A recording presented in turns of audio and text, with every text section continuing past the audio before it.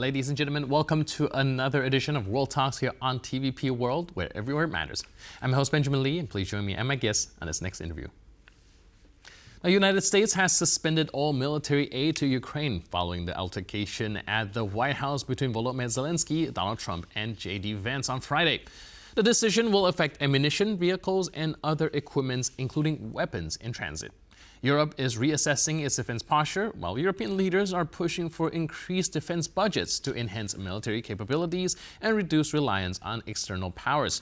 Joining us today on TVP World to delve into all these developments is Heinz Gärtner, professor at the Department of Political Science in the University of Vienna. Hello, sir, and welcome to TVP World. Good morning. So let's take a look at the latest development where U.S. has suspended all military aid to Ukraine. Now, this follows the heels of Volodymyr Zelensky's statement that the war with Russia will continue for a long time. How is that going to affect Ukraine today and the European defense in general?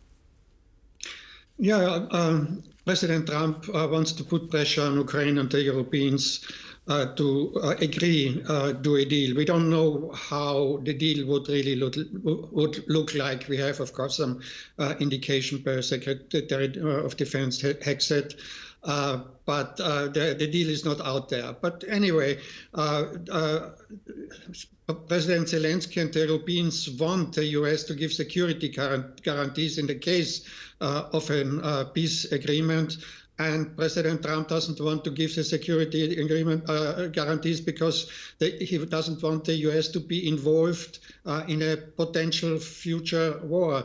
That's why he doesn't really want also that Ukraine becomes member of NATO. Security guarantees means to send troops and to defend Ukraine. And in history, there have been many American presidents who warned of entangling alliances, and President Trump is one of them.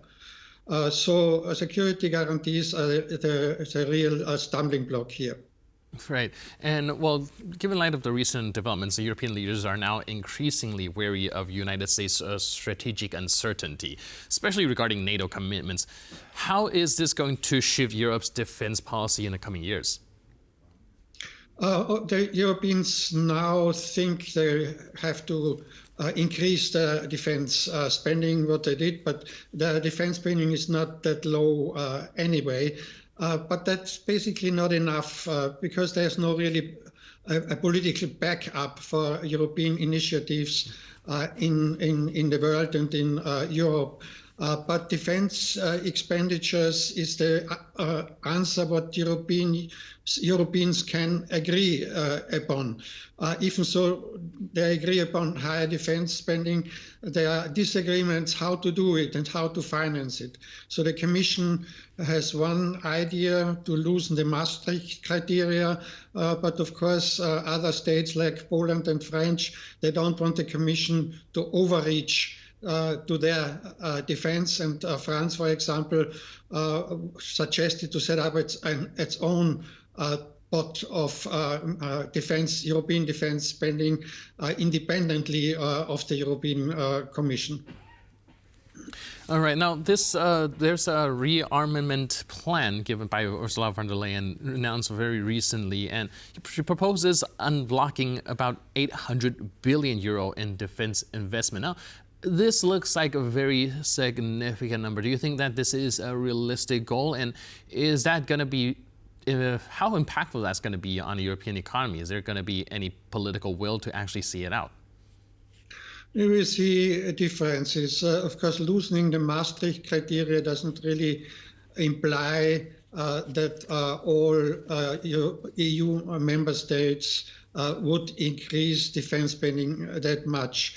Of course, when it comes to unfreeze Russian assets, there might be an agreement because it doesn't cost anything for the European member states. And we have to see that the European states, they are democracies and they have to use their spending also for social issues. And they cannot cut all the social issues in favor of defense. So there will be some struggle domestically to increase the defense spending as President von der Leyen would like them to do.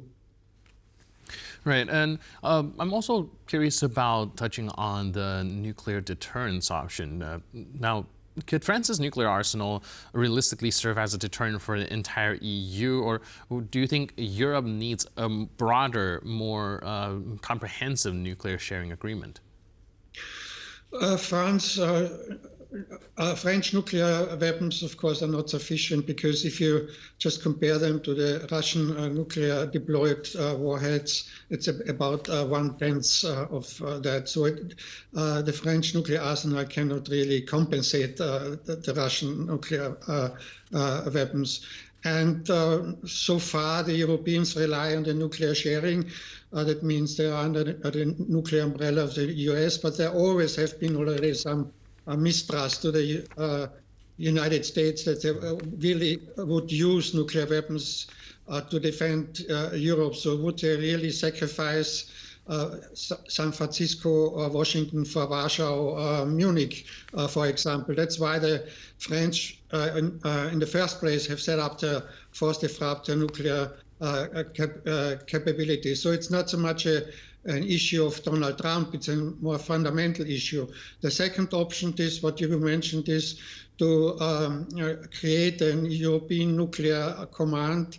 But that is very dangerous, because if you have a nuclear defense capability of the European Union, all European Union member states would become nuclear weapon states. That would be disastrous for the non-proliferation treaty, for example. So we have to be careful to think about this European Union nuclear option. All right. Going back to the suspension of military aid to Ukraine, some are questioning whether Trump even have the authority to hold these armament shipments. What's your take on it? Trump considers himself as a deal maker, so it's not. He puts pressure on the Europeans not only on this defense support of Ukraine. He also puts pressure on the Europeans to increase their defense spending. So first he said 2% GDP, and then he said 5%. So that's variable. So it's really. You can change it. But then he also has at the same time the threat with tariffs and even sanctions. Mm-hmm. So President Trump can play all cards. If one doesn't work, the other might work. So the Europeans have to be careful to put their cards, all their cards in one pot. Right, that's a very good point. Even if this doesn't work out, perhaps there's still a lot of tools in the American arsenal that could be utilized. Now, as a response to that, European leaders will gather for a summit in Brussels on Thursday to discuss the increased support for Ukraine. What are some of the results that you think might come out of it? Of course, we have to accept the reality now on the battlefield, whether we like it or not. And we know it from history that where the armies stand, you have a political dividing line. So it's up to the negotiations where this political dividing line will be. If you just let the Russians continue, they might even occupy Odessa, which is a harbor for Ukraine. So a peace deal would be it's a bad deal, but it would be in favor of Ukraine. But still, you can negotiate that they get as much territory back as possible during the negotiations. So it's not laid out that it's now where the armies stand. It should remain that way, but it's unrealistic to say a peace agreement would really force the Russians out of Ukraine. Even so, there might be an option that Ukraine declares itself neutral based on international law, and the occupied territories would become a buffer zone. Another topic that I want to touch on is the insistence on the strategic autonomy when it comes to EU nations. We do know that some member states have their individual defense policies. How will they be able to reconcile these differences and come up with some collective security objective within the European Union?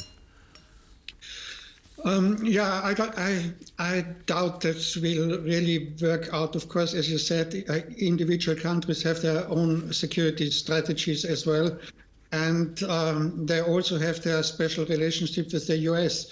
And they are going to buy American military equipment as such. And so a collective European defense with security guarantees might be really unlikely to come.